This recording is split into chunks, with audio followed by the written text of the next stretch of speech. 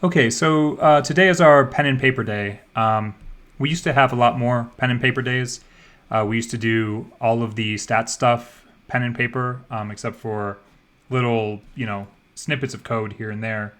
But we've migrated pretty much all of that. Well, we've migrated all of that to, stats with Python. That's really what we want you to be able to do, right? And that's what you're going to be doing.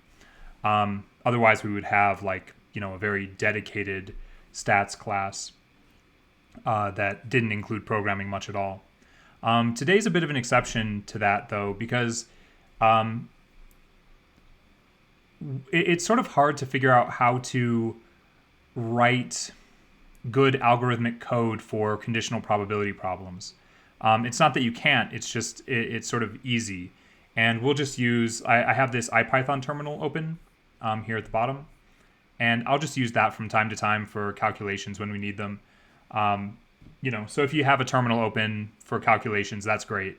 Or if you have a Python file open for calculations. Or if you want to follow along with this, not on pen and paper, but in a text editor, that's also very welcome. I've definitely taught this out of a text editor before, although I think having pen and paper is nice for this and gives you a sense of like a tactile sense of conditional probability. I think that can be really helpful. So let's see. I'm going to be, feel free to have the slides open on your side. I'm going to have, I'm working partially off the slides, and I'm going to drag slides up when we need them. But a lot of this is going to be, again, like pen and paper. So okay, it looks like people are here. So let's get underway. All right, so today's conditional probability. And when I say conditional probability, really, I'm thinking about Bayes' theorem. And we're going to be doing a number of Bayes problems toward the end.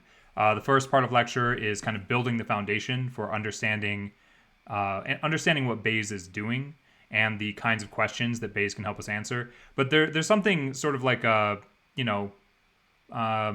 let's say when you're learning a math concept, you're doing a bunch of problems in that concept and you're kind of learning a workflow for it. A lot of this is going to be that. It's going to be learning the workflow for figuring out how to do these kinds of problems, how to conceptualize them. So it won't be so theoretical. It'll be taking problems and working them and giving some theoretic underpinnings, but we won't be diving deep into theory through this. So we're going to cover a few things. Bayesian versus frequentist thought. That's going to be a little philosophical. I'll try not to take up too much time with that. Then we're going to be talking about Kolmogorov's definition for conditional probability, the law of total probability, Bayes' theorem, which is sort of another view on Kolmogorov's definition for conditional probability, and then we're just going to be doing textbook problems. If there's time at the end, I might have y'all each write a Bayes problem, right? That's often a helpful thing to do, like write and solve your own Bayes problem. But that's only if we have time at the end. Usually we don't. Usually this lecture takes up the entirety of our time. So let's see. Let me make sure I'm not missing anything in Slack.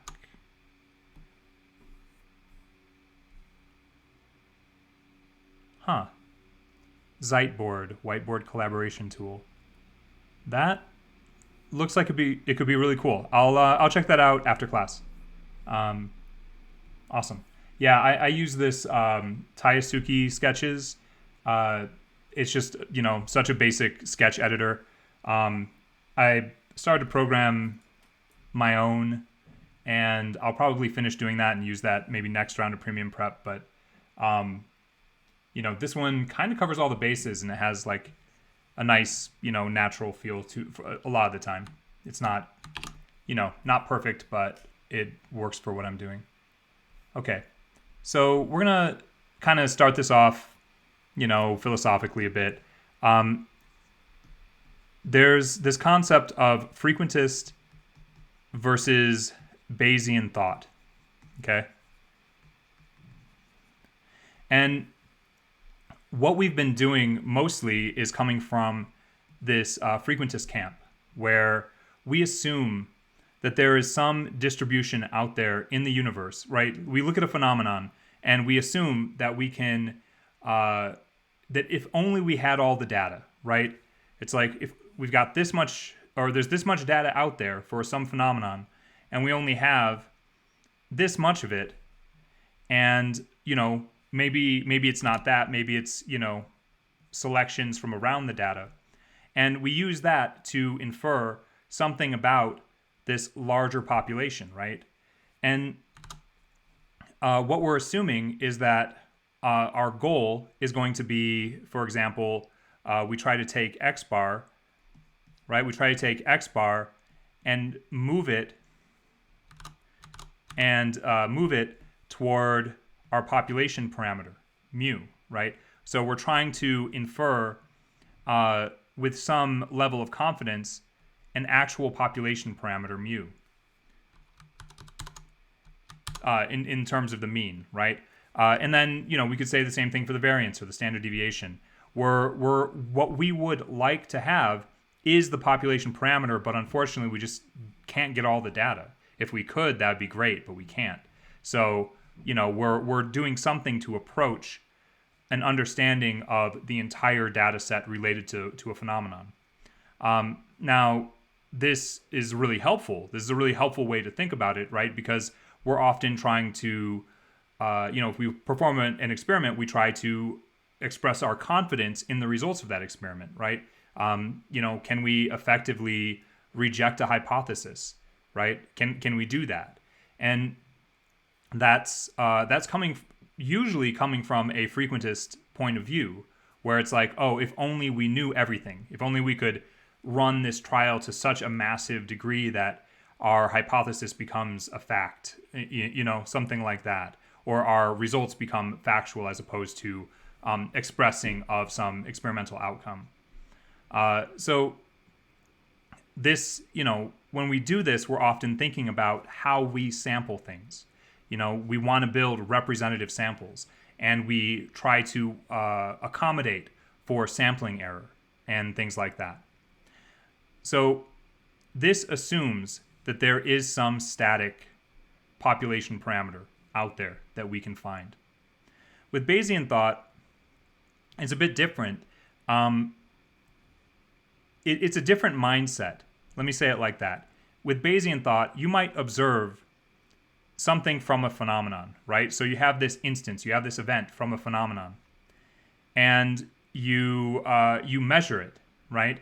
So maybe it's the height of a person, and you're like, oh, okay, well, somebody is 5'11", and then you make a claim. You say, okay, well, people are maybe on average 5'11", maybe, and then you go and you do it again, and you observe somebody who's, 5'2", right? And then you're like, okay, well, maybe people on average are, 5'2" plus 5'11" divided by 2. I don't know. And you keep doing this over and over again, repeatedly, until you arrive at some X bar that doesn't move up or down very much at all anymore, because you have ideally some representative instance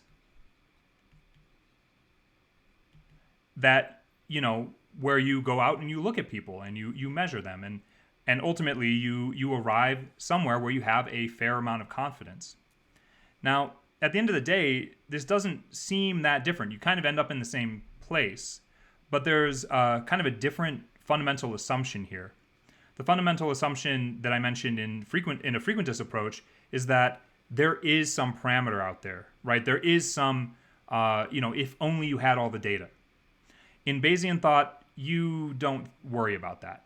What you do is you keep updating your belief.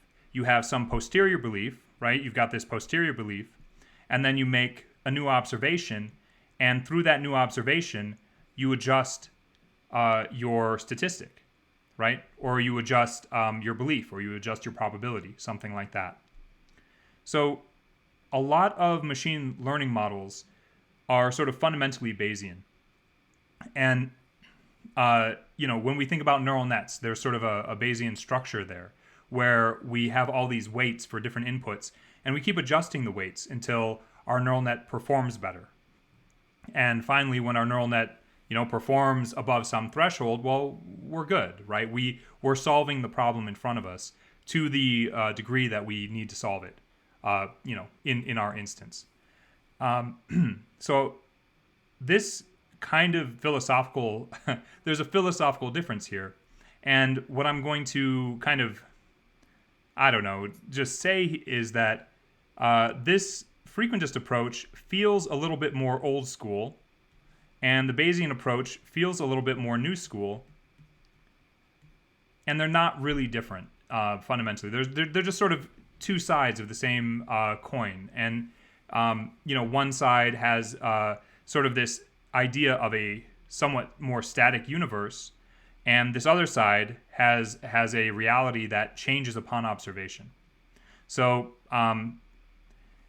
what we're going to be looking at today in terms of Bayes' theorem, Bayes' theorem sits as, kind of, how do I say this? It sits as a simple mathematical approach that if you start extrapolating from it, you can have a lot of epiphanies philosophically about your approach to statistics and to machine learning and to data science. It's kind of like when, when the law of thermodynamics was, came to light while people were researching engines and things like that. And we're trying to make the perfect steam engine, right? Like, I'm going to make the perfect steam engine. And then the person who did that accidentally found out that our universe was kind of heading toward heat death, right? Like it's a bit of an epiphany that somebody gets out of some kind of fundamental approach, right? So doing Bayes' theorem problems, once you get the hang of them, once you do them, it kind of can change your perspective on things that you observe in the world, right? Every time you observe something new, you update your belief. We do that somewhat naturally, or we might decide that there is some basic truth that's out there. If only we could observe everything, then we could settle on whatever that basic truth is. Okay, so that's my take on frequentist versus Bayesian thought. There's a really good Wikipedia article on it, and I definitely suggest looking at that. So let's think about conditional probability.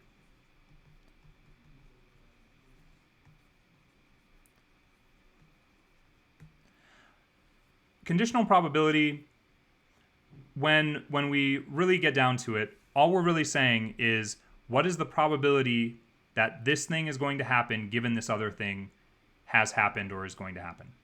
Okay?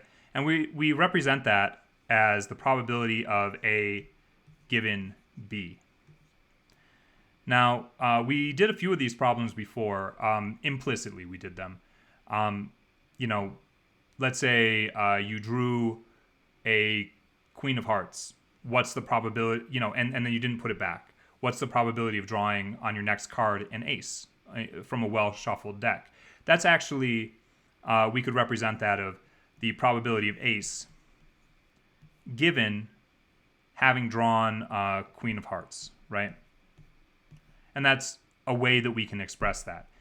That's pretty easy to figure out. We can count that out. We can, reduce our sample space by 1, and then take 4 over our sample space, and that's going to be the answer here. But what's happening under the hood? That's really what we're going to look at today. But I think that way of thinking about it, we're limiting our sample space. We are constraining our sample space. So we can visualize this pretty easily. And I'm going to have a couple Venn diagrams here. The first one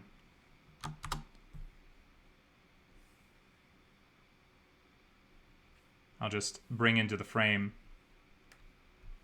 So if we're trying to answer a question like the probability of A given B, well, where is A given B, first off? Well, it has to be in this intersection, right? Because given B, we've got this whole area of B up here, right? We've got this whole area of B, and this value 2, well, that represents the intersection of A and B, right? So if I'm going to think about this, well, it's going to be the intersection of A and B over over B, right? If we're thinking about this as sort of an area calculation, right? So this would be the intersect of A with B, and that's going to be over, our general probability of B. Sorry, that should be a probability. And looking at this, well, the intersect of A and B is 2. And then the way that we're thinking about the area, quote unquote, the area of B, that's going to be 2 plus 3, right? So 2 plus 3, so this is 2 over 5 or 0.4. So in this case, the probability that event A given B is 0.4. So that's, starting kind of a starting off visual. And we can generalize what I just showed you as simply probability of A given B. This is going to be the intersection of A, the probability of A with B, right, over the probability of B. So this is called Kolmogorov's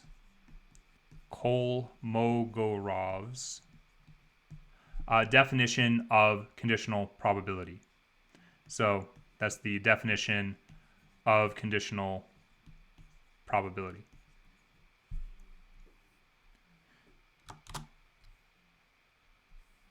So I'm going to take, I'll just put this up here and I'll leave it up there for a little bit. I think it'll come in handy in a sec. So let's think about an example of this. Actually, I don't need that. Let's think about an example. So a survey was given to a number of students, that should say students, regarding their pets. 40% of respondents reported owning a dog, 45% of respondents reported owning a cat, and 25% of students responded to owning both a dog and a cat. So we're assuming that all our students who owned both were also counted in the other categories, right? So, if somebody owns a cat and a dog, they were also counted in owning a cat and owning a dog, right? Okay, so how would we answer the question of the probability, what is the probability of owning a cat if we know that they own a dog? Actually, let's do this the other way around. So what is the probability of owning a dog given that they own a cat? Well, how do we think about this? So what do we know? The first, one of the first thing we do is we frame this question, right? We write down this conditional probability. That's going to become very handy with Bayes, doing worked Bayes problems. That's the first thing you should do. What am I actually asking here? So we're asking the probability of owning a dog if we know they own a cat. So we write that down. And the next thing we want to think about is what do we know, right? So I'm just going to do D and C here. So the probability, we know the probability of owning a cat. So the probability of cat is 0.45. The probability of dog is 0.4. And we know the probability of the intersect of cat and dog. So the probability of cat intersect dog, we know that. And that is 0.25. So now we can apply Kolmogorov's definition, this probability of the intersect of two items over the intersect of the prior item, or the the item that is dependent upon. Okay, so this is A intersect B. Sorry, this is going to be A intersect B over probability of B, right?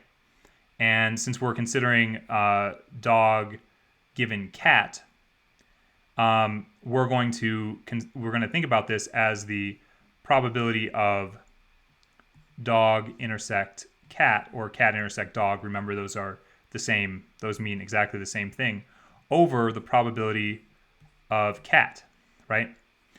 And so we know that the probability of cat is 0.45. And I'll write this down here, 0.45. And the intersect of cat with dog is, probability of cat is 0.45, and cat intersect dog is 0.25. Okay, so let's just plug that into a calculator. What is that? 0.25 over 0.45.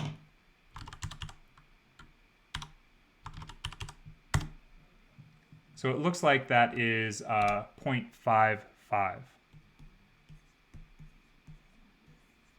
So the probability that somebody has a dog, given we know they have a cat, is 0.55.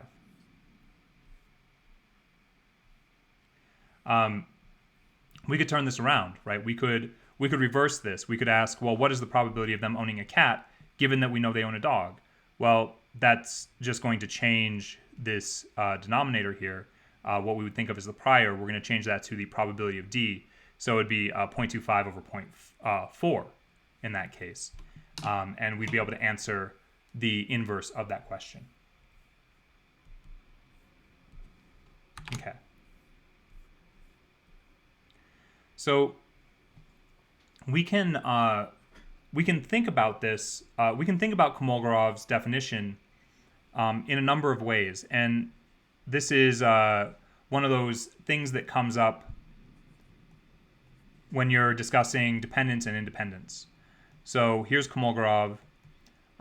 Here's the intersect A intersect B over probability of B.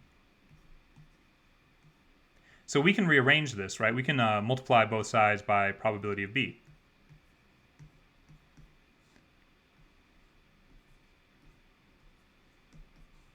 And then we can see that the intersect of A with B is going to be the probability of A given B multiplied by the probability of B. Now, if this is true, if that is true, then we are looking at dependency between A and B. So this is going to be dependent.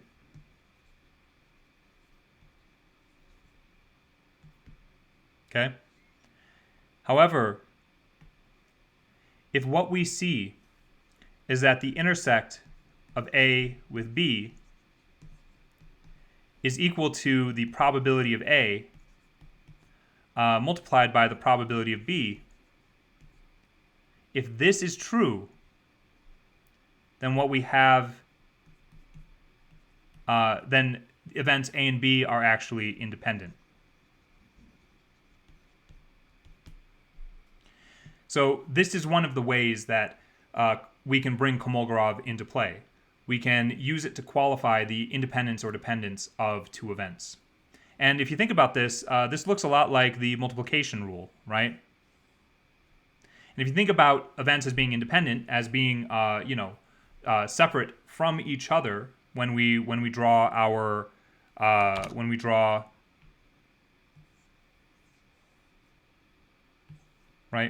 this where we have A and B, if we think about these as being dependent in this way, well, we can multiply them, right? We can multiply two coin flips together. Flip 2 is not dependent on flip 1. So the intersection of flip 1 and flip 2, well, that's just going to be the multiplication of flip 1 by flip 2, which harkens to the multiplication rule that we can use on independent events. Okay. So I have a quick breakout here using Kolmogorov's definition, and then we'll walk through a solution of it. And I think I'm gonna put 4 minutes on this, just so we can get this idea solid.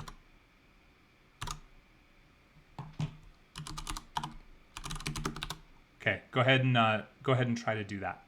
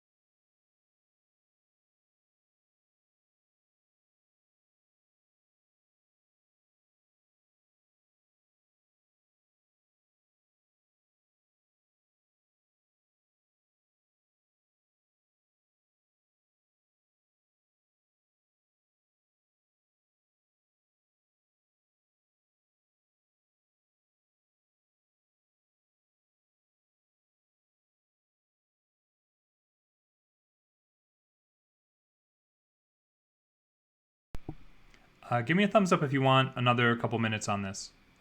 Otherwise, I can start working on how to break this down.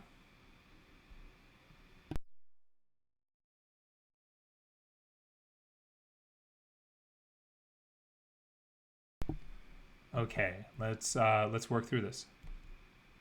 So the first thing that we want to figure out is, given that a random truck is chosen, what is the probability that it is read?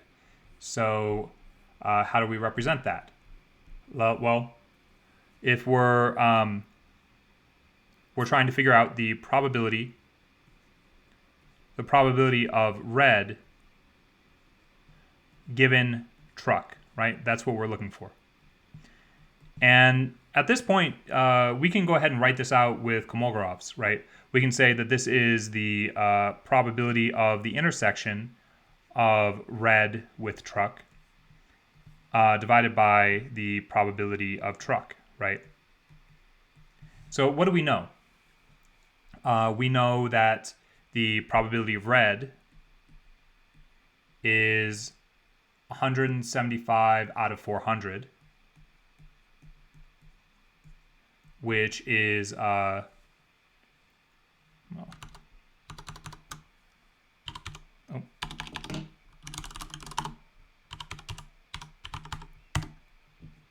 which is 0.4375.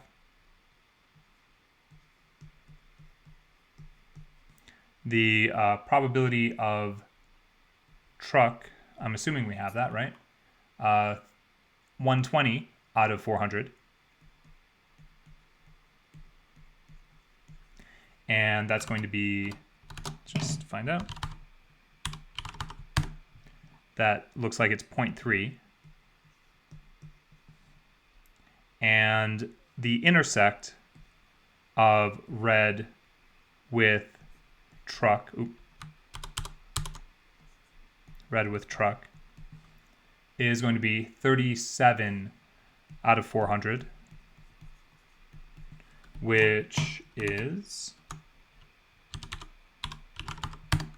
0.0925. So we can plug in these values. It's just the intersect of read with truck, so 0.0925. That's going to be divided by the probability of truck, which is 0.3. So let's find out what that is. 0.0925 divided by 0.3, 0.3083. 0.3083. Okay, so there's our first question answered. And then, given that a random red vehicle is chosen, what is the probability that it is a truck? Okay, so that's a slightly different question, right? This is, we're asking now, maybe I'll just change color, the probability of choosing a truck given that it's red, right? So this is going to be, again, that intersection of red with truck, right? But now we're going to divide by a different prior, which is the probability of red, and this is 0.0925, and now we're dividing by the probability of red, which is 0.4375. So what is that? 0.0925 divided by 0.4375. 0.4375.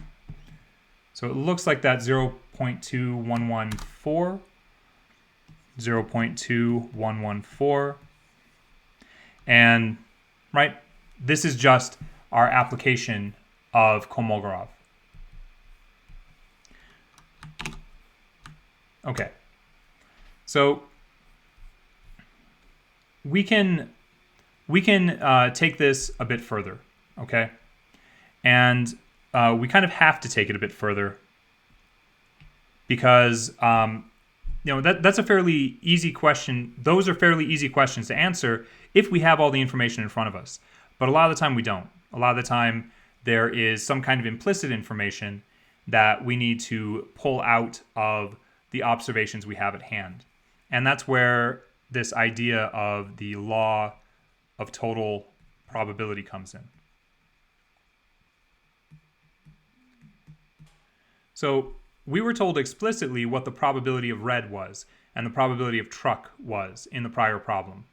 In fact, I called those priors, and that's nice. But what if we don't have all that information? Now, there's a way that we can think about this. We can think about this in terms of an idea of disjoint events. Okay, so we have our sample space here, S. And we have some event A. Now, what if we don't actually know, what if we don't know A? What if we don't know like the size, the area, the probability of A? What if we don't know that? What if instead we have some other understanding where we know the area of this part of S, right? All of this in S. Maybe we know that, and we know this, we know B2, and we know B3, right? Then we can answer a different kind of question. We can actually compose A. So we can make A a composition, where A is going to be composed of the intersection of B1 with A, right? So this is B1 intersect A, and this is B2 intersect A, and this is B3 intersect A. So we can see that A is actually a composition of those. And we can just say A is, B1 intersect A unioned with B2 intersect A, which is unioned with B3 intersect A. And that's how we can compose A. Right? If we take this piece and this piece and this piece. So that's helpful. Let's go from there. There's one more step if we want to kind of relate this directly to probability. We can do that. And it's not that hard to do. So, if we reference back up to Kolmogorov, we can rethink. Let me just pull a copy of this up. So here's Kolmogorov. We can rearrange this so that we can think about how to build the probability of A. Okay, so I showed before that the probability of A intersect B is going to be, if we just rearrange Kolmogorov a little bit, this is just the probability of A given B multiplied by the probability of B. And we can take this idea right here, and we can translate this set of intersections and unions, and we can say the probability of A is going to be the probability of A given B1 multiplied by the probability of B1, and we can add to that the probability of A given B2 multiplied by the probability of B2, and we can add to that again A given B3 multiplied by the probability of B3. that's going to give us the composition of A if we don't know it outright.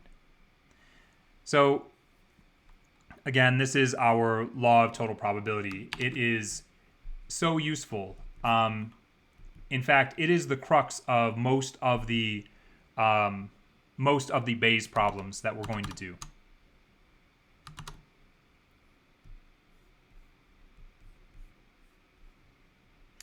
So let's do an example of this. Let's say we have, sorry, I see somebody's slacking. Okay. Let's do an example of this. And I'll just copy the question from the slides. Given 2 bags of marbles, bag 1 has 75 red marbles and 25 blue marbles, and bag 2 has 45 red marbles and 37 blue marbles. Calculate the total probability that a red marble will be chosen if a bag is chosen at random with equal probability, and then a marble from that bag is chosen at random. So we're trying to figure out the probability of red. So that's the first thing we need to figure out. What are we asking? What is actually, what is the question here going to be? Our question is simply, what is the probability of red? That's our question. So what do we know? Well, we know the probability of bowl 1, and we know the probability of bowl 2, of choosing bowl 1 or bowl 2, right? Bowl 1, that actually equals the probability of bowl 2, which equals 0.5. And then we know the probability of red given bowl 1, right? There's 75 red marbles out of 100 marbles in, I keep saying bowl, and I actually mean bag. Yeah. Let's just keep going with bowl. I think bowl is fine. So the probability of choosing red out of bowl 1 is going to be 75 out of 100, or 0.75. And then we know, what else do we know? We know the probability of red given bowl 2, which is going to be, what is that? 45 out of 52, 82? Yeah, 45 out of 82. 0.549 is what that works out to. And we know some other stuff, right? We know the probabilities of blue marbles. We know that the probability of a blue marble from bag 1 or bowl 1 is 25 out of 100. And we know that the probability of a blue marble from bowl 2 is 37 out of 82. We know those things, but we're not going to need those. And the reason is we are thinking about the universe of red marbles. We are trying to compose the universe of red marbles, right? So we're not actually going to think about the probability of blue much at all here. We're just thinking about it in terms of its complement, okay? So when we're thinking about the probability of red, we can now apply the law of total probability, where we say, well, the probability of red is going to be a composition of the probability of red given bowl 1 multiplied by the probability of bowl 1, and then we can add that to the probability of red given bowl 2 multiplied by the probability of bowl 2. This is all known information. We have all of this in front of us. So red given bowl 1 is 0.75, and bowl 1 is 0.5. Add to that red given bowl 2, which is 0.549, and multiply that by 0.5. And so let's see what that gets us.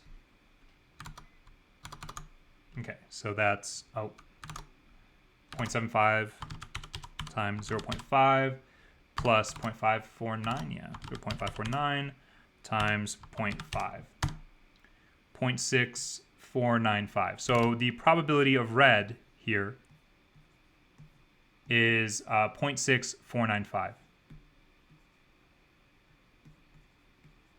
Okay. So now, why couldn't you just add up all the red marbles and divide by the total number of marbles here? You could, actually, and you'd get a very slightly different answer because of rounding errors, but it would essentially be the same answer. The reason you could do that is consider that the weight, and I'm going to call it a weight, the weight of our bowls, 0.5 and 0.5, those are the same, right? So we could just add up our marbles and add up our red marbles and divide by the total, and that would work. But let's consider this in a slightly different way. I'm just going to snag that.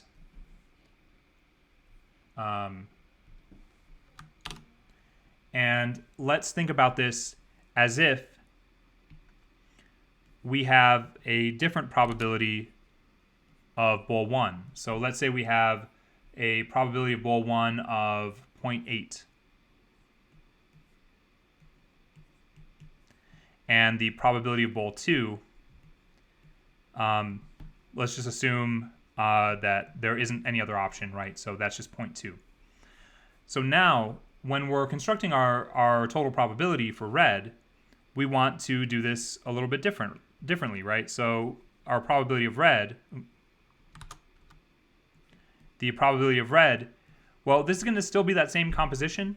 Probability of red given bowl 1 multiplied by the probability of bowl 1 and composed with the probability of bowl 2 multiplied by the probability of red given bowl 2, right? So it's still the same construction, but now we have different values, right? We have different weights of those priors. So in this case, it's going to be 0.75 multiplied by 0.8, and then 0.549 multiplied by 0.2, which is this 0.75 by 0.8, 0.549, 0.2. So it looks like that's about 0.7, about 0.71, right? So 0.7098.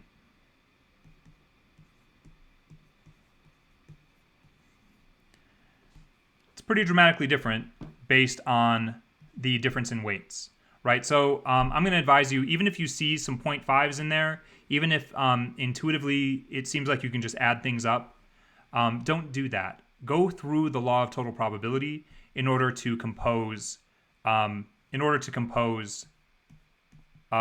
total probability of some disjoint event if you don't know all the information for it. Okay, so I think we've got a breakout here. Oh no, I think I skipped that breakout and I go right into Bayes' theorem. And the reason I do that is that Bayes' theorem problems are mostly law of total probability problems. That's really what they are. So law of total probability, gives us this ability to construct something from a disjoint distribution. We can construct the probability of a singular event. Bayes' theorem is a very generalizable thing. It's actually an extension of Kolmogorov's definition, right? Remember, Kolmogorov was the probability of, well, we've got A given B. This is the probability of the intersect of A with B over the probability of B.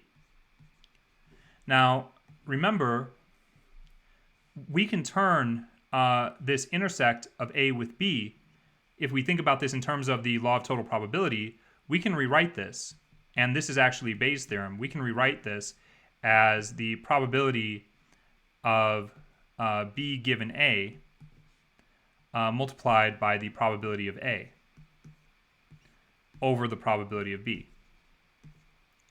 And this is kind of magical.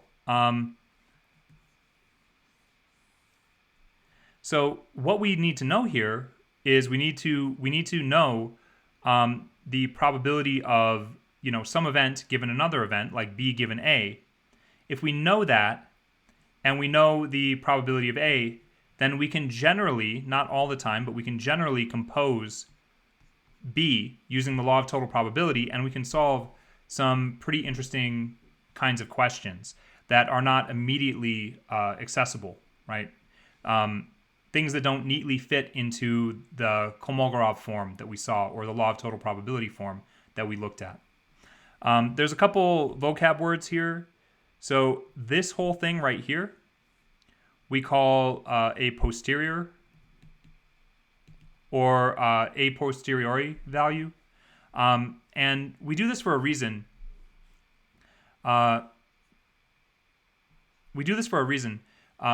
If you, for example, you go and you get some diagnostic test, right, for some fairly rare disease. You go and the test comes back positive. It comes back positive, and let's say the test is 98% accurate, something like that. Let's say the test is considered to be true. Let's say it like this. The test is considered to be correct 98% of the time. Let's say that. Does that mean there's a 98% chance or a 0.98 probability that you have the disease? No, it doesn't actually. What it means is that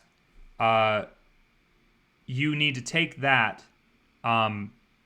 the success rate of that test, and you need to process it through an understanding of the rate of the disease in your population. And once you do that, you can come back and say, okay, well, there's, what you tend to find out is something fairly dramatic, especially for rare diseases. You may test positive for, let's say, Ebola, right, in Colorado. But what if there's no Ebola in Colorado, right? It means that you and you didn't go anywhere. There's no, you didn't travel out of Colorado or anything like that. It basically means that you don't have Ebola. It means that there's such a low probability of having Ebola. Maybe there is some probability still there, and let's say it's 0.0015. Well, that means that you're going to get a subsequent test, right? You're going to get a subsequent diagnostic.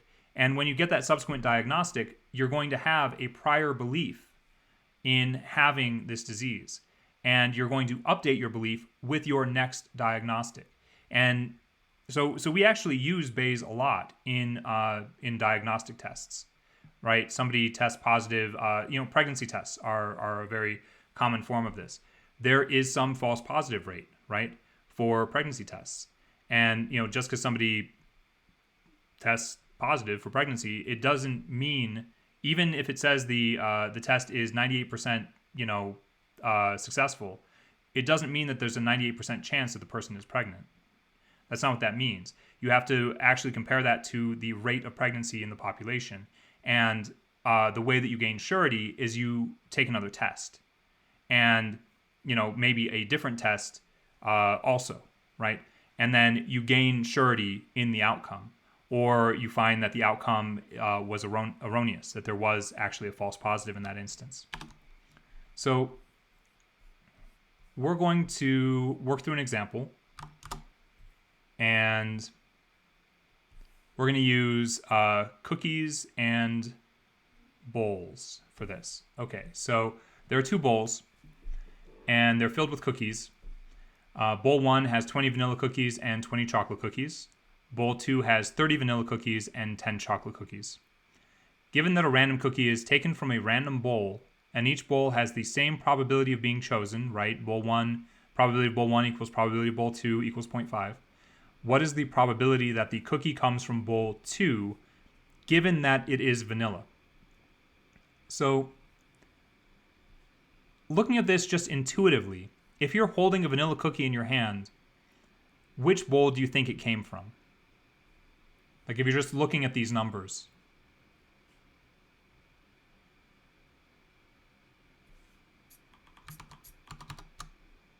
Yeah, it's more likely that it came from bowl 2.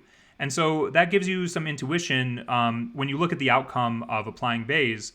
If bowl 2 is less than 0.5, if the probability of choosing bowl 2 given vanilla is less than 0.5, you probably did something wrong. So, how do we figure this out? Because it's kind of a weird question, right? We're thinking about this a little bit in inverse time. Like, we might have this sense of time, and I like thinking about Bayes very much in terms of time, where the first thing we do is we close our eyes somewhere over here, right? Close your eyes, and then you choose a bowl, right? And then you grab a cookie. You look at it, and it's vanilla. You don't know what happened here. You do not know which bowl you chose. And that really kind of messes us up as humans. Like, it's not that there isn't intuition that it's more likely that it came from bowl number 2. It's that we don't really know how to think about that clearly. And Bayes really helps us to break this down. And I'll probably show a little tree diagram on this too, because I think that also helps to think about it that way. I like drawing a timeline. I also like drawing little pictures. There's this many cookies in this and this many cookies in the other thing. I think that can help in terms of conceptualizing the problem. That's usually what I do. First thing I do is I'll draw pictures. So that said, we've got these 2 bowls, and what we've got, this is our, first thing, what are we asking? We're asking the probability of bowl 2 given vanilla, right? That's our question. Now we can take this and knowing Bayes' theorem, we can write Bayes' theorem out, okay? So given that we know Bayes' theorem, why don't we go ahead and write this out? If we're talking the probability of bowl 2 given vanilla, we can go ahead and arrange Bayes' theorem. So this is maybe part of our part 1. What are we asking? Well, we can think about this as if it's the probability of bowl 2 given vanilla, this is the probability of vanilla given bowl 2, which we know that, multiplied by the probability of bowl 2, right? And that's all over the probability of vanilla. So what do we know? We know that probability of bowl 1 equals the probability of bowl 2, and that equals 0.5. So we know that. Probability of bowl 1 equals the probability of bowl 2. That equals 0.5. What else do we know? We know vanilla given bowl 1, right? So, with these problems, you're usually going to apply the law of total probability here, right? You're going to apply that to the prior, to vanilla. So, what we do know is we know the vanilla given bowl 1 as 0.5, right? It's 20 out of 40, so that's just 0.5. We know the probability of vanilla given bowl 2, and that's going to be 0.75, right? 30 out of 40. Okay, so then why don't we need the probability of chocolate given bowl 1, right? Why don't we need that? Well, that's not in here, right? We're not really thinking in terms of chocolate. We're thinking in terms of the universe of vanilla, right? We are going to need to construct the universe of vanilla. So let's do that. We don't know the probability of vanilla. So this would be part 3, constructing the probability of vanilla. So this is going to be vanilla given bowl 1, right? The probability of that multiplied by the probability of bowl 1. We can add to that the probability of vanilla given bowl 2 multiplied by the probability of bowl 2. So we have all this information, and from that we can compose the probability of vanilla. So this is going to be, what is that, 0.5 multiplied by probability of B1, which is 0.5. Add to that V given B2, which is 0.75, and 0.5. And let's find out what that is. So that's 0.5 times 0.5 plus 0.75 times 0.5, which is 0.625. So that is the probability of vanilla is 0.625. All right, so now we have all the information we need. So I'm just going to take this and rewrite it. So vanilla given bowl 2 is 0.75. We multiply that by the probability of bowl 2, which is 0.5. And I'm going to say standardize this. We pull this within bounds by dividing by 0.625, because 0.625 is sort of that's our containing set, right? We can go back to this as being, well, the cardinality of A over the cardinality of S. It's not actually different from that concept. It's just we have constrained our set from where we're trying to find the probability. We've constrained it to 0.625 of its containing set, right? So we've limited this. Now, if we were to only figure this out, the numerator, the 0.75 times 0.5, that would get us something that I call an out-of-scale probability.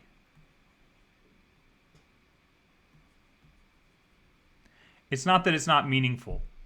It's just going to be scaled improperly, right?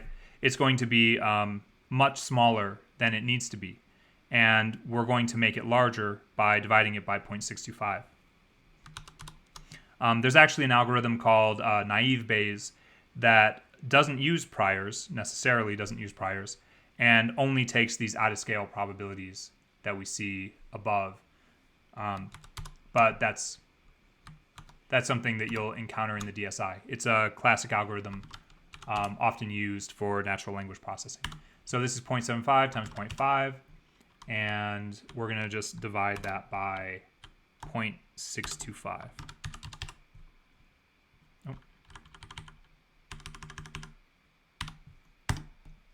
And that tells us that the probability of having chosen bowl 2, given that you're holding a vanilla cookie, as being 0.6.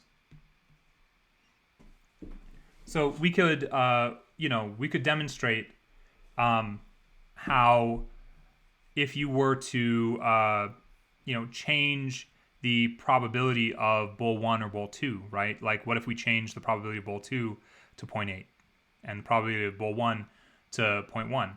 Well, then, which direction would that tip everything? And it's kind of reasonable. We can intuit that would lead to a higher likelihood, right, of having chosen bowl 2. If bowl 2 is the more probable choice earlier, when you have to choose a bowl, when you're not looking, if there's a 0.8 chance that you choose bowl 2, well, that's going to increase the probability that you chose bowl 2, right, given that you chose vanilla, but also just that you chose bowl 2 in general. So, so that is a kind of textbook Bayes problem. The textbook Bayes problems that we're going to do are not much more difficult than that. They are going to be different stories, but they're going to be about the same level of difficulty.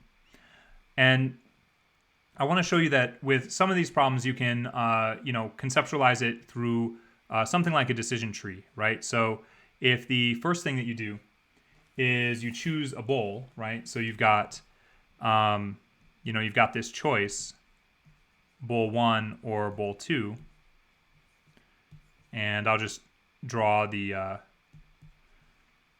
in there as well. then you can choose vanilla or chocolate, right? And in bowl 1 it's 0.5 and 0.5. Here it's 0.75, 0.25. Then if we're considering the paths to vanilla, right, we've got 2 paths to vanilla. We've got through bowl 1 and we've got through bowl 2.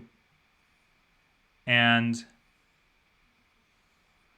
we are going to need to temper all of this, normalize it, standardize it, however you want to think about that, bring it within bounds of 0 and 1, essentially. We need to do that against the universe of vanilla. Okay. Let's take a 5-minute break, and when we get back, we're going to do a bunch of textbook problems in Bayes. And so, yeah, and we'll take a lot of time on the first one, and things usually speed up after that one.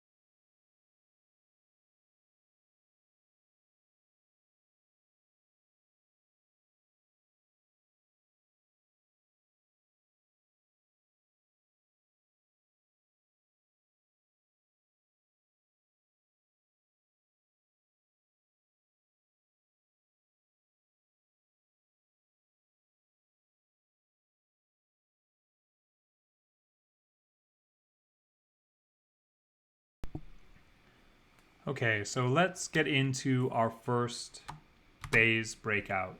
I'm going to put 6 minutes on the clock for this one. I think, there are a couple slightly challenging things in this, but it's not really different from the cookie problem that we just looked at. When you get down to it, it's pretty much the same. So, given that a rare disease affects 1 in 1,000 people in a given population, there is a diagnostic which has been developed. The diagnostic result is positive 99% of the time when it is given to someone with the disease. The diagnostic result is positive 2% of the time when it is given to someone without the disease. Given that someone has tested positive on the diagnostic, what is the probability that they actually have the disease? Okay, so I'm going to put 6 minutes here. And try to pick it apart. Write down what the problem is asking. Write down the information that you can see that's there, and compose it before you try to solve it. Even before you try to get the law of total probability, replace these events A and B with the events that you define, right? By looking at this. So go for it. Good luck.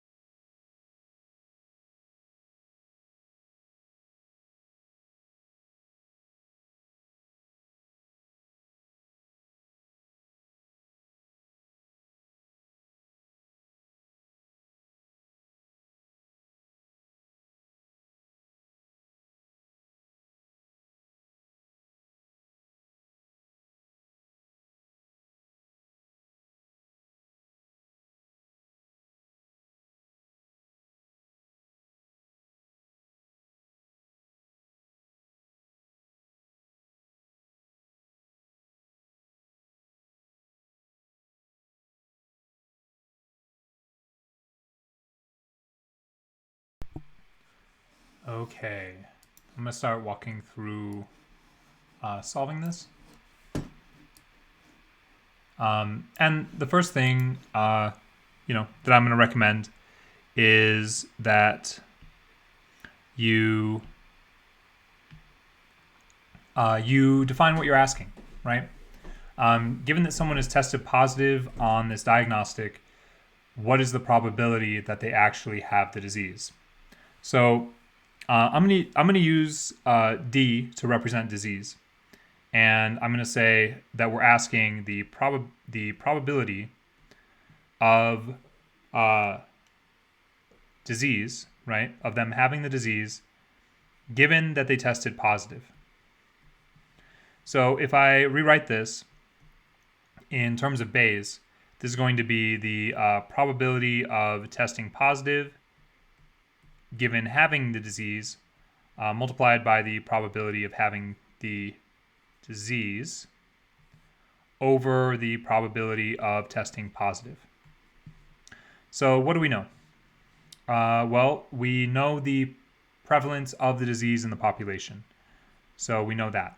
The probability of the disease is 1 in 1,000.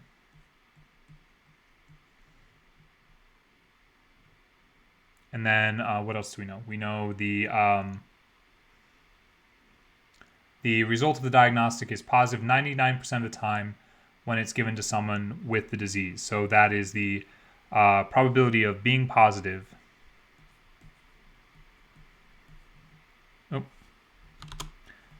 Given having the disease. So we can see that we're already checking off one of those things we need, or we've checked off two of those things we need, right? And then what is that? That is 0.99. Yep, 99%, 0.99. And then what else do we know? We know positive given not having the disease.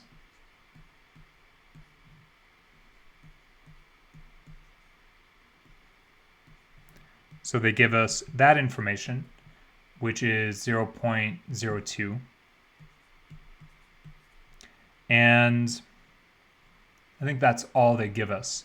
So what we don't know is the probability of it being positive. So how do we compose that? The probability of getting a positive result is going to be the probability of testing positive given having the disease multiplied by the probability of having the disease. And this is going to be composed with something that's kind of implied that we don't have, but we don't have explicitly, but let's just see. So the other instance where we can test positive is when the person doesn't have the disease. So positive given not disease. And then we need to multiply that by the probability of not having the disease. Well, we don't know that explicitly, but that's just the complement of having the disease, right? So that's going to be 999 over 1,000. So positive given having the disease is 0.99 multiplied by 1 in 1,000. And that's going to be added to the probability of positive not having disease, which is 0.02, multiplied by not having the disease, which is 999. Well, I'll just say 0.999, right? And I'll, just for convenience, I'll change that to 0.001. Okay, so let me just plug that in. 0.99, 0.001.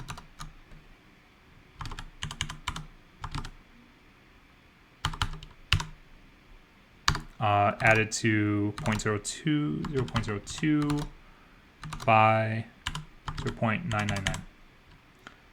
Okay. Oh, wow. That is not in the terminal. Let's try that again in IPython.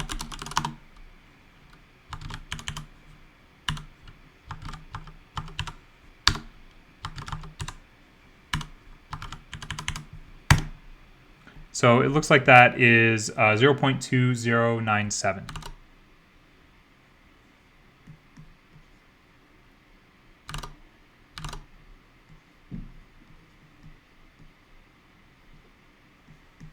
Okay. So now we can rewrite this. Positive given having the disease is 0.99. The probability of having the disease is 0.001. And the probability of testing positive 0.02097. So we'll just put that in really quick. 99 times 0.001 divided by 0.02097. Looks like that is 0.04721.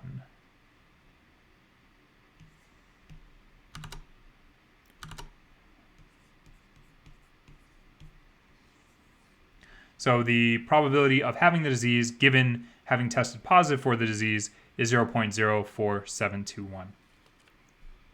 Cool. Are there any questions on that?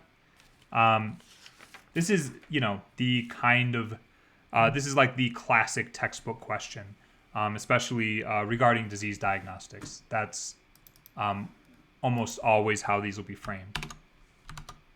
But let's look at one that's kind of a word puzzle, mind game word puzzle. I like this one a lot. I think this is one of the really fun things about Bayes is that you can construct these in a lot of different ways. And yeah, this is one of my favorite ones. So Freddie remembers to take his umbrella with him 80% of the days. It rains on 30% of the days when he remembers to take his umbrella. And it rains on 60% of the days when he forgets to take his umbrella. What is the probability that he remembers his umbrella when it rains? So I'm going to put 4 minutes on for this. It's a little bit of magic realism here. Again, figure out what you're asking, figure out what you know, and take Bayes and kind of, you're going to apply law of total probability, and then you're going to take that prior that you've constructed, and you're going to plug that in along with the other information you know into Bayes' theorem. So let's just set a timer for 4 minutes.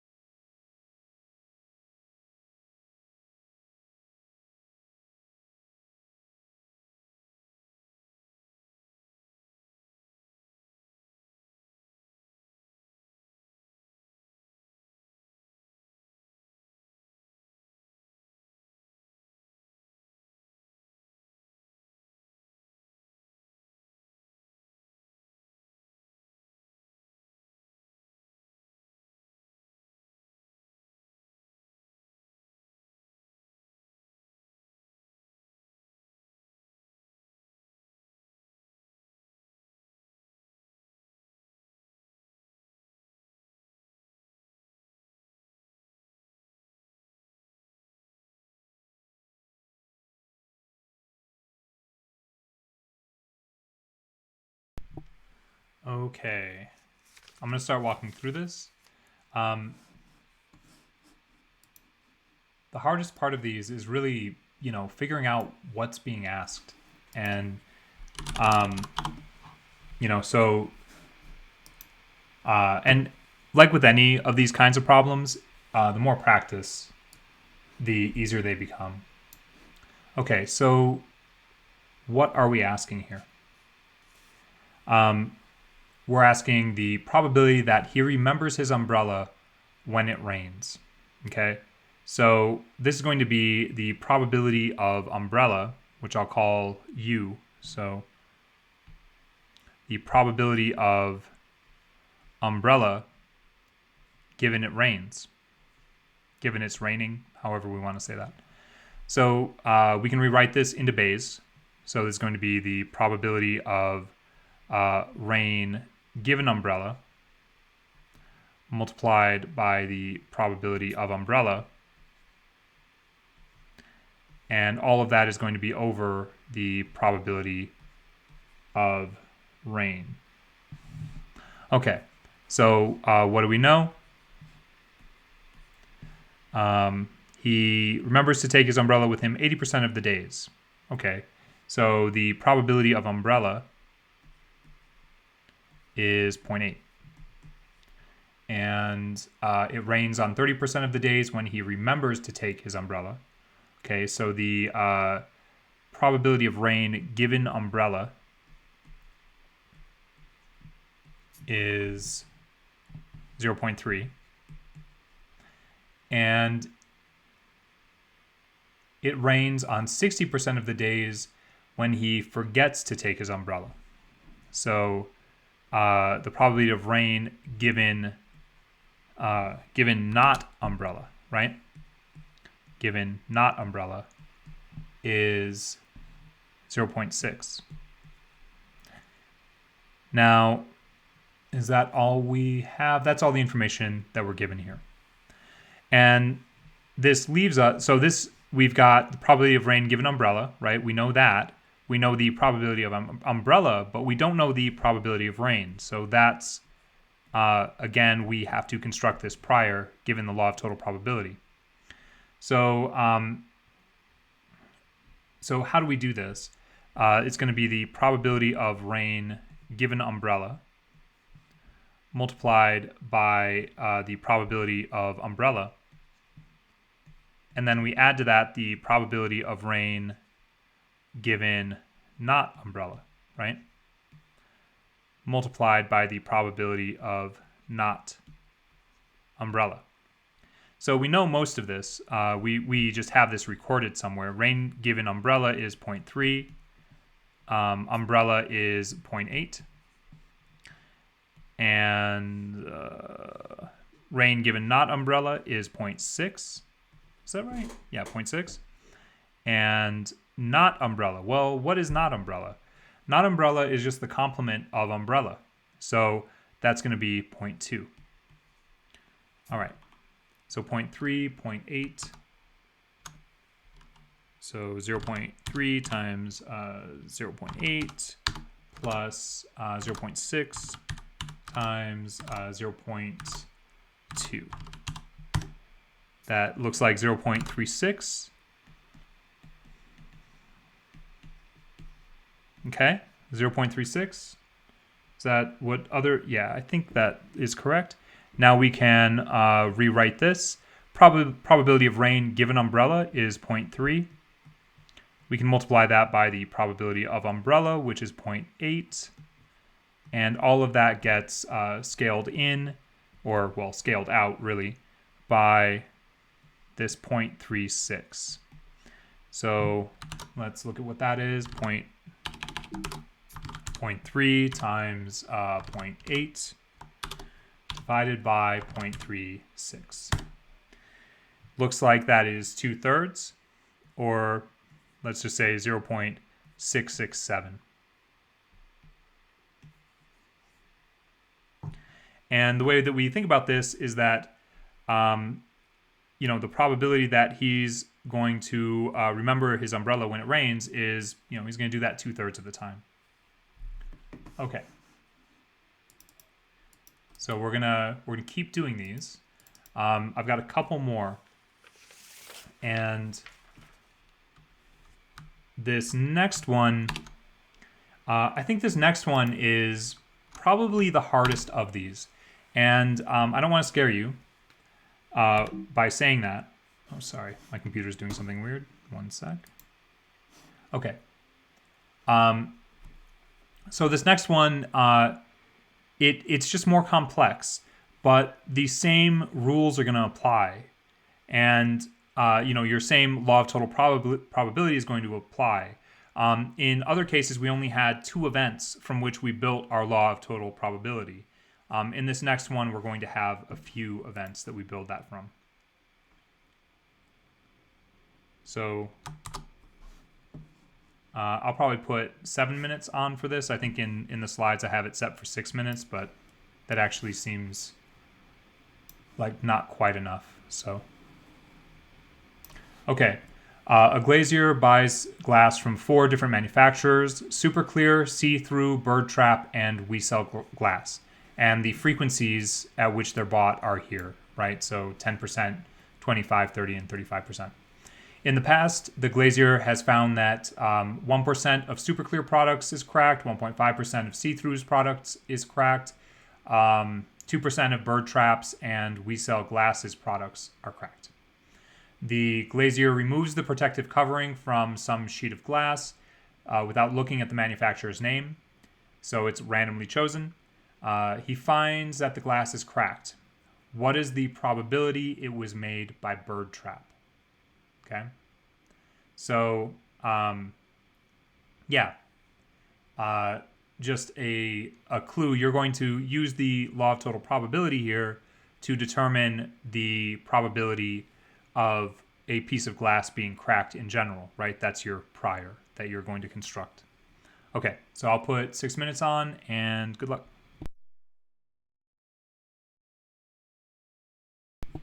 Actually, I'll do 7.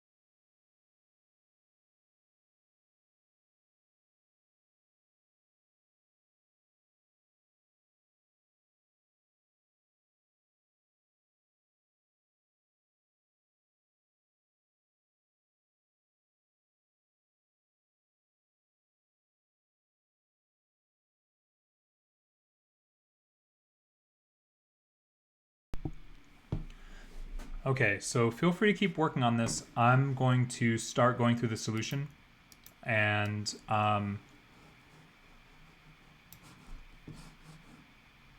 yeah, this one kind of has like a lot of work in it, like a lot of little bits and pieces. So first thing, what is the question we're asking? It's the probability that given a piece of glass is cracked, that it was made by bird trap. So I'm going to abbreviate everything here like I've been doing. I'm going to call bird trap B. So the probability of bird trap given that it's cracked, and cracked I'm just going to do C. So we can rewrite this with Bayes right away.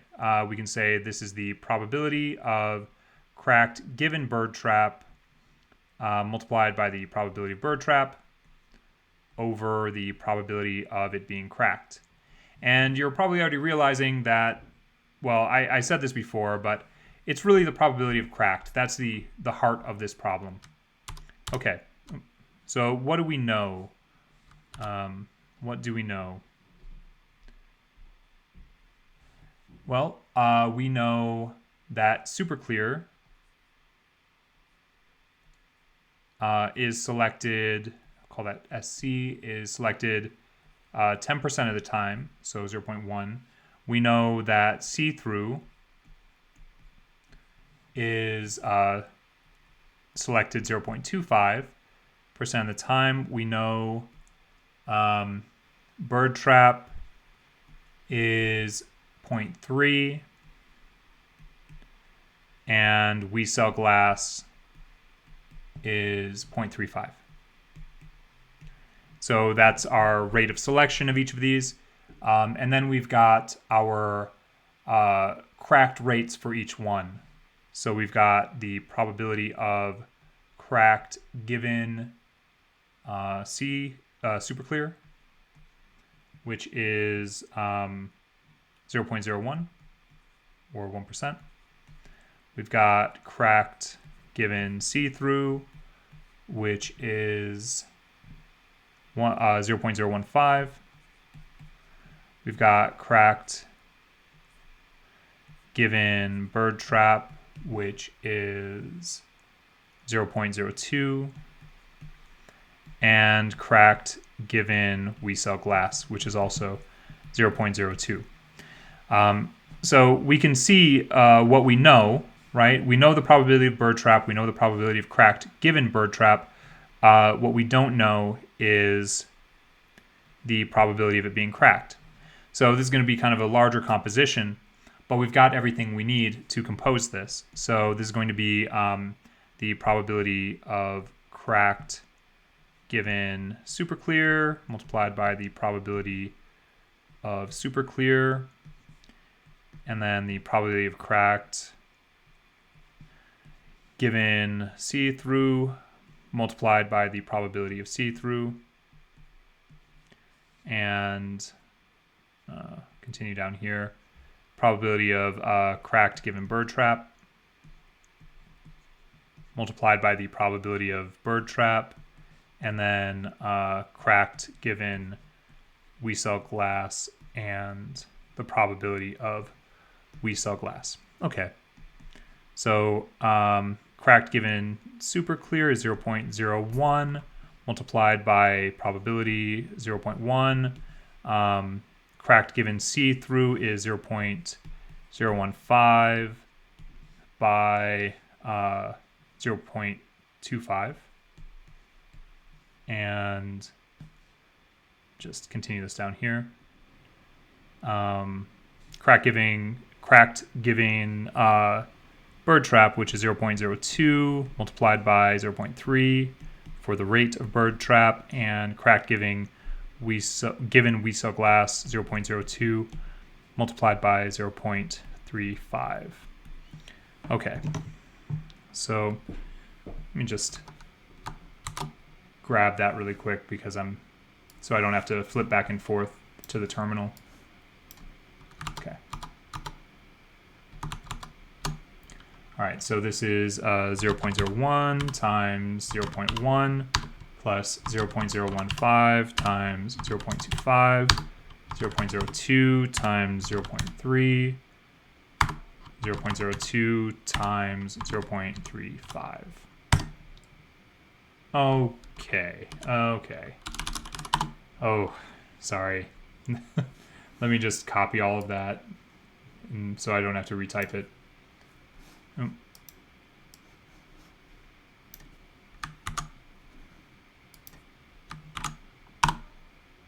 Okay, 0.01175.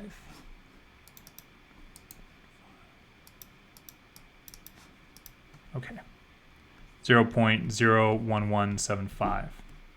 And I'll go ahead and just close that out so that... All right, so cracked given bird trap is 0.02 multiplied by bird trap, which is 0.3, and then 0.01175 is our prior. All right. So I'll just plug this in. So 2, 0.3, 0.01175. And it looks like that's, wow, that does not look correct. 0.02 times...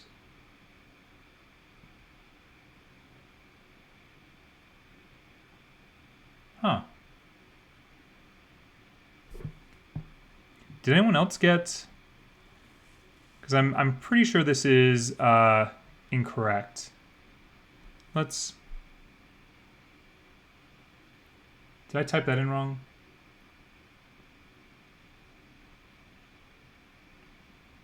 (0.02 times 0.3).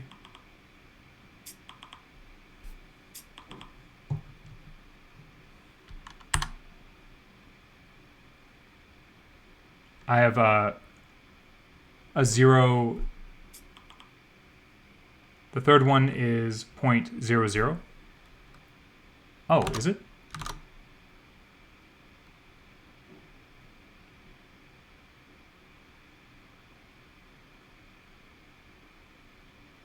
Oh, wait. The third one is 0.00. Is that bird trap? 0.003? Is that 0.02?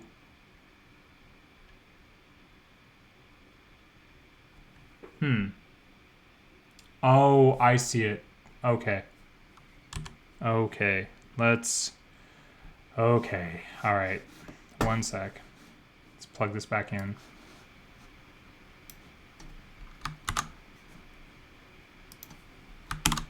All right, so 0.01, 0.1, 0.015, 0.25, 0.02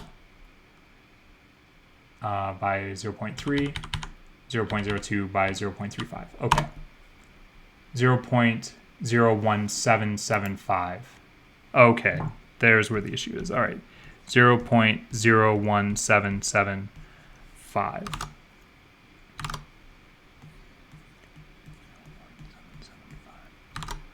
Okay, let's try that again. 0.02 times 0.3 divided by 0.01775. Okay, that looks more correct. Awesome. So the result there is 0.338. So the probability, right, if we pick up a random piece of glass and it's cracked, the probability that it came from bird trap is 0.338. Awesome. Okay, so there's one more, but we don't have quite enough time to get to that one, but let's just look at it really quick. I think it's always good to just take a look at least. So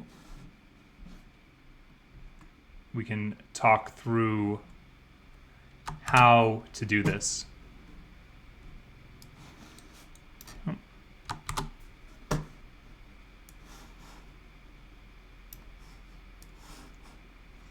Okay, so fishing line by a company is tested for strength. The test gives a correct positive result with a probability of 0.85 when the fishing line is strong, but gives an incorrect positive result with a probability of 0.04 when in fact the fishing line is not strong.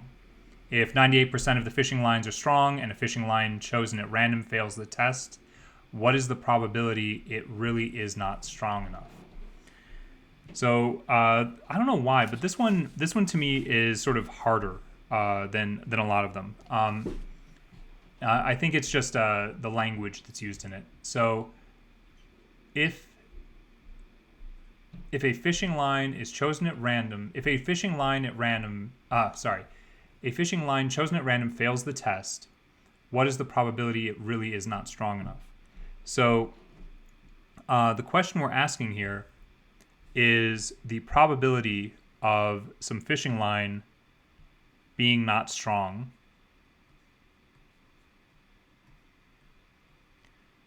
given what?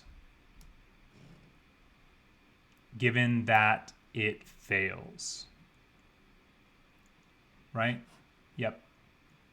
Given that it fails, which I'm going to call not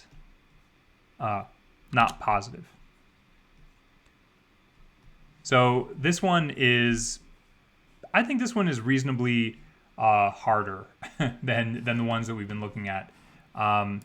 And let's see if I can just run through it really quick and get to a good answer. So if we think about this, we can arrange this as being not positive.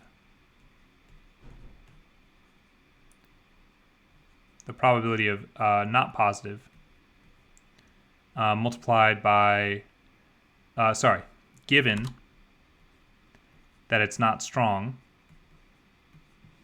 multiplied by the probability of being not strong over the probability of being not positive. Okay. So there's our first step. We're going to expect to have something here that tells us the probability of it being not positive when it's not strong. So the test gives a correct positive result with a probability of 0.85 when the fishing line is strong. So the probability of positive when it's strong is going to be 0.85. Gives an incorrect positive result, a false positive, with a probability of 0.04 when in fact the fishing line is not strong. So not positive given not strong is 0.04. And then if 98% of the fishing lines are strong, okay, probability of strong is 98%.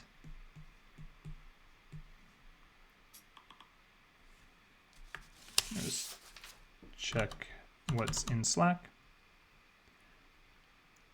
Oh, wait.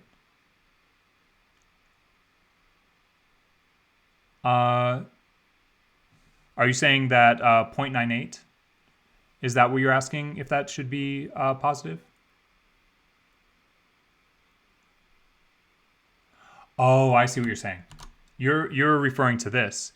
Not positive given not strong. Yeah, this should be positive. It's a false positive. You're exactly right. Positive given not strong. Oof. Yeah, this one is just hard to pick apart.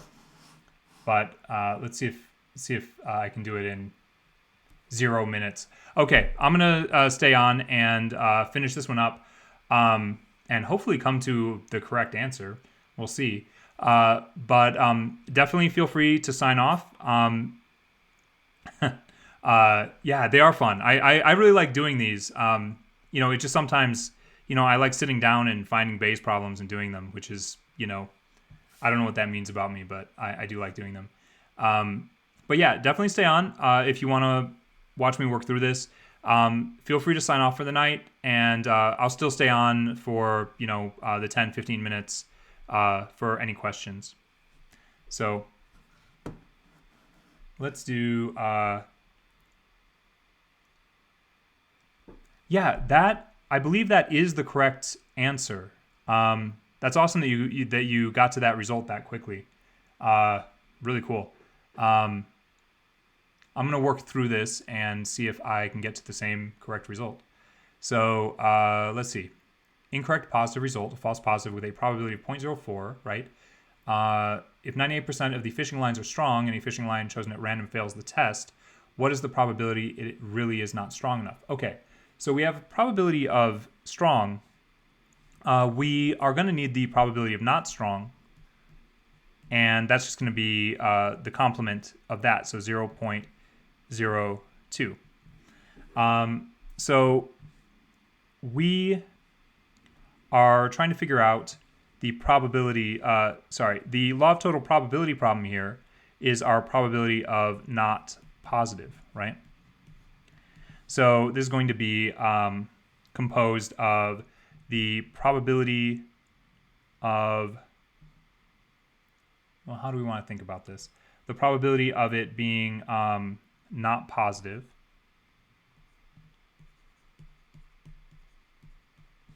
given strong multiplied by the probability of strong, and add to that the probability of not positive given not strong multiplied by the probability of not strong. And if we plug in those values, not positive given strong, do we know that?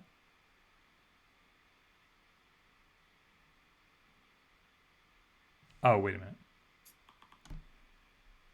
0.15. Did I not?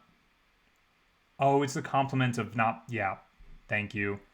Right. This is what always catches me up on this. So that's just the complement of positive given strong. So not positive given strong is going to be 0.15. Yeah, we've got a lot of implicit stuff in this one. And strong is 0.98. And then not positive given not strong is going to be 0.96. Not positive given not strong. And then not strong is 0.02. Okay, so that, I believe, is the correct composition. So let's go through that. 0.15 times 0.98 plus 0.96 times 0.02. 98, 96, okay. 0.1662 looks like what that is. So 0.1662, which we can plug in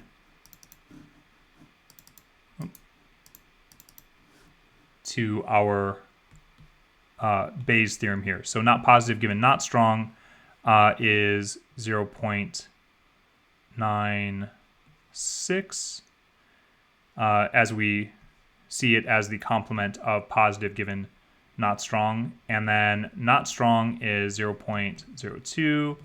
And then not positive is 0.1662. Okay. And hopefully that's going to work out. So let's find out.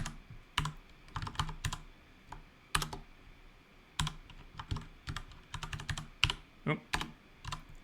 96, 0.02, 1662. And that looks like the correct answer to me, which is 0.1155.